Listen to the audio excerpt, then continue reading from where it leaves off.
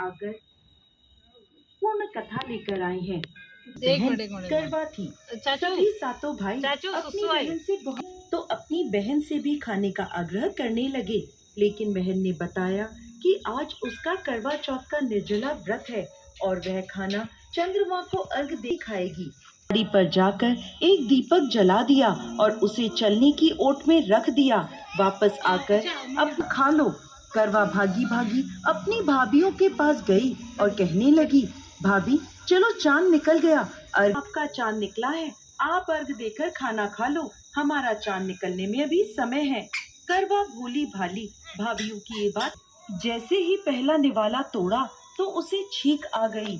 दूसरा कपड़ा आए तो कभी सफेद। ये देखकर सेठानी को बहुत चिंता हुई और वह करवा से बोली, बेटा पूर्ण सुहागन होने का आशीर्वाद दे तो वहीं अपने पल्ले में गांठ बांध लेना। माँ की ये बात सुनकर करवा अपने ससुराल के लिए निकल गई। रास्ते में जो भी मिला करवा उन सबके पैर छूती गई। सभी उसे खुश रहो सुखी रहो यह आशीर्वाद देते रहे। तो घर के आंगन में छोटी ननद खेल रही थी। करवा ने जैसे ही ननद के पैर छुए तो वो बोली, खुश रहो सुखी रहो पूर्ण सुहागन हो, दूधो नहाओ। ने अपने पल्ले पर गांठ बांध ली। जैसे ही वो अंदर गई तो यह देखते ही करवा रोने लगी, विलाप करने लगी और कहने लगी, मैं भी इनके साथ चलूंगी। सभी ने विचार किया कि साथ में ले चलते हैं इसको। सभी के सब कहने लगे, पहले तो अपने पति को खा गई, अब उसकी मिट्टी भी खराब कर रही है। लेकिन करवा ने किसी की एक ना सुनी। सभी लोगों ने आपस में विचार विमर्श किया और उस पति को लेकर रहने लगी। अब करवा सुबह शाम अपने पति की साफ सफाई करती और उसके पास जब पूजा करने बैठती तो चौथ माता प्रकट होकर कहती, करवो ले घड़ी बुखारी करवो ले, भाइयों की प्यारी करवो, तेरा सुहाग हमने नहीं सबसे बड़ी चौथ माता ने लिया है, उनसे अपना सुहाग मांगना। ऐसे करते करते अश्विन, अब तो मुझे मेरा सुहाग वापस लौटा दे। तब अश्विन की चौथ माता करवा से कहने लगी, तेरा सुहाग हम नहीं लौटा सकते, तुझसे बड़ी कार्तिक की चौथ माता नाराज है। यदि तू अपने पति मत 16 श्रृंगार का सारा सामान तैयार रखना। ऐसा कहकर चौथ माता आई तो करवा ने अपनी छोटी ननद से 16 श्रृंगार का सुहाग का सारा सामान मंगवाया। जब ननद ने जाकर माँ को यह बात बताई तो सास बोली, पागल हो गई है, जो मांगती है दे आओ। हुई और कहने लगी, करवो ले घड़ी बुखारी करवो ले, 7 भाइयों की प्यारी करवो ले, दिन में चांद उगाने वाली करो। ये सुन चौथ माता बोली, अरे तू तो कहने लगी, नहीं माता मुझसे बहुत बड़ा पाप हो गया, मेरे सुहाग को मुझे वापस लौटा दो माता। मैं आप मेरा सुहाग मुझे वापस नहीं लौटाती। यह सुनकर चौथ माता ने करवा से एक एक करके कहने लगी, तुझे जरूर व्रत करने की सारी विधि सब बात कोई समझा के गया है। तो करवा कहने लगी, माता मुझे तो हालात और मांग से सिंदूर निकालकर उसे करवे में घोल दिया और उस जल से ही उसका पति जीवित हो गया। जाते जाते चौथ माता उसकी है ही नहीं, उसकी जगह एक बड़ा सा महल खड़ा है। उधर करवा खिड़की में बैठी छोटी नदौड़ी उसके पास गई और कहने लगी, देखो बाई साहब, आपका भाई जीवित हो गया, घर जाओ और माता जी से कहो कि गाजे बाजे के साथ हमें लेने आए।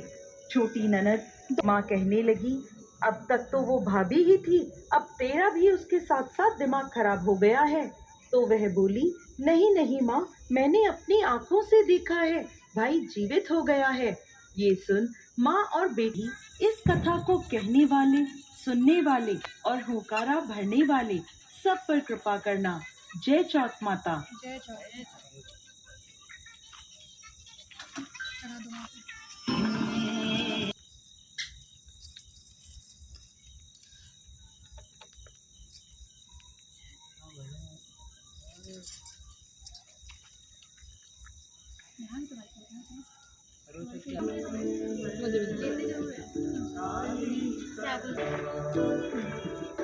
पाप तेरा आपको जो भी मंत्र आते हो ओम नमः शिवाय जो भी मैं ओम नमः शिवाय आता है वहाँ। अच्छा हाथ मैं नहीं तो मैं मंत्र तो जोर से कर बोलते लेती रहे हूँ बोलते रहे हाँ।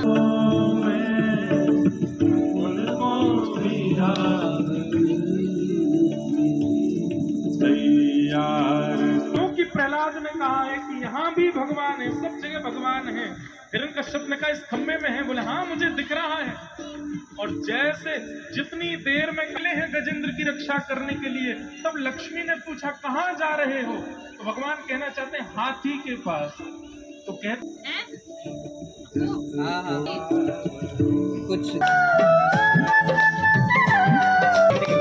ओम जय करवा मैया, ओम जय करवा मैया, जो व्रत करे तुम्हारा, जो व्रत करे तुम्हारा, पाम जय करवा मैया।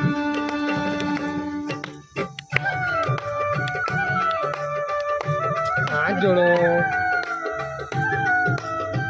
तुम्हारा गावत यश है, तुम्हारा गावत जग के साथ राणा।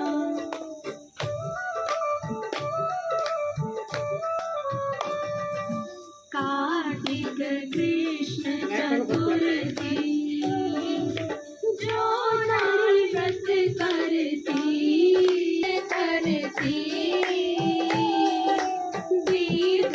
दीर्घायुपति होवे दुख सारे हरती। ओम सुख संपत्ति पावे मैया, सुख संपत्ति पावे। गणपति बड़े अनजानु, गणपति बड़नाशी। ओम जय करवा मैया की आरती। व्रत करे जो गावे मैया, व्रत करे जो गावे। व्रत हो जाता पूरण, व्रत हो जाता पूरण, सब विधि सुख पावे। पार करो नैया, ओम जय करवा मैया। कृतालिकाय कपाल माला प्रतिशेखराय दिगंबराय दिगंबराय नमः शिवाय नमः शिवाय। त्वमेव माता च पिता त्वमेव, त्वमेव बन्धु च सखा त्वमेव, त्वमेव विद्या द्रविणं त्वमेव, त्वमेव सर्वं मम देव देव, त्वमेव सर्वं मम देव देव।